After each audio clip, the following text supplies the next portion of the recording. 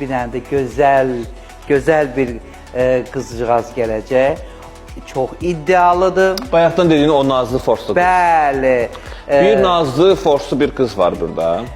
Mən hələ görməmişəm. Sayqa xanım gedir gəlir deyir orada bir kız var, bir forslu. Orada bir kız var, bir hazırlaşır, bir hazırlıq görür, gəl görəsən. Hə.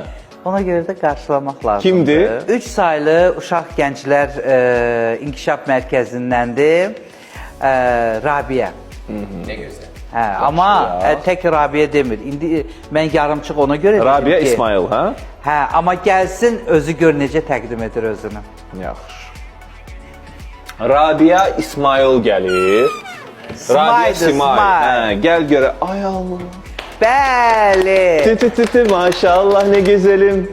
Kahretim bugün dünden de süperim. Ha, Ne güneşi şimdi- yakartın evrene ateşim. Yok bir benzerim ne de eşim. Hey! Bu kızın güzelliği. Rabiyə, Bu qızın amma özünü şəkərliyi qoy gəl təqdim Rabiə. eləsin. Gel. Adım Rabia'dır. Benim 6 yaşım var.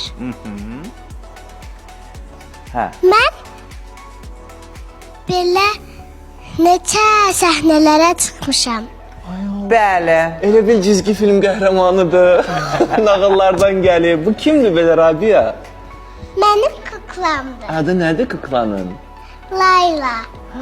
Sen koymuşsan onun adını. Kim alıb onu senin için? Anam.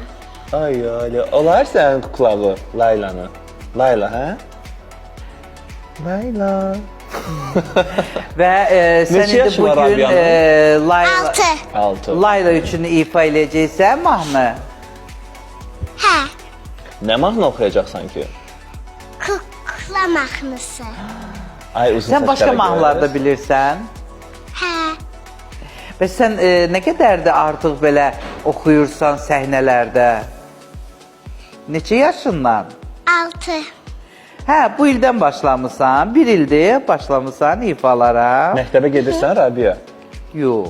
Yox, hələ getmirəm. Amma mən bir dənə mərkəzə gedirəm. Anamın işidir. Oranın adı 3 nömrəli Uşaq Gənclər İnkişaf Mərkəzi. Orada neçə dərnəklərə gedirəm. Nəyə gedirsən orada? Mahnı yerinə, teatr, milli rəqs, rəsm. Bütün dərnəklərə gedirəm. Ay maşallah. Maşallah. Ən çox hansını sevirsən? Ən çox teatrı. Hə, gələcəkdə aktris olmaq istəyirsən böyüyəndə. Amma mən ən çox rəsmlə məşğul olmağı sevirəm. Hə, mahnı oxuya-oxuya rəsm çəkirsən. İstəyirsən filmlərdə çəkilmək, yoxsa teatrda oynamaq? Hansını sevirsən? Filmlərdə çəkilməyi daha çox sevirəm. Səni dəvət eləyiblər hələ, yoxsa hələ yox? Mən bir dənə yerə çıxmışam, o da böyük yer idi. Aha. Özüm tək çıxdım. Uşaqla ana uşaq yeri idi. Və oxudun? Böyük səhnə idi.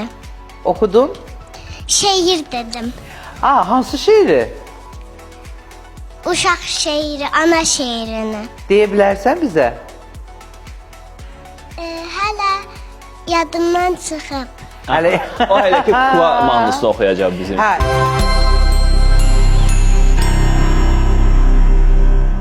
Bax, bu istedadlı uşaqları görəndə deyirsən ki, yox, sabaha çox gözəl, belə deyək, istedadlar yetişir. Hiss olunur. Çox həm də pozitivsən. Maşallah sənə. Gördüyün hər şey uşaqlar üçündür. Mən müğənni olmağı çox istəyirəm. Gələcəyin müğənniləridir, rəqqaslarıdır, rəssamlarıdır. Hamısı bunlardır. Kişi kimi danışaq da. Denəm mən baba kimi gitara sala bilmərəm ona görə. Hələ böyüyənə qədər çox vəzifələr dəyişiləcək, çox yerlər tutacaqlar. Həyatda bundan şirin mən bir şey bir baba olaraq təsəvvürümə gətirə bilmirəm. Hamısını yeyəcəm. Tostu da. Ya biraz adına baxarsan da.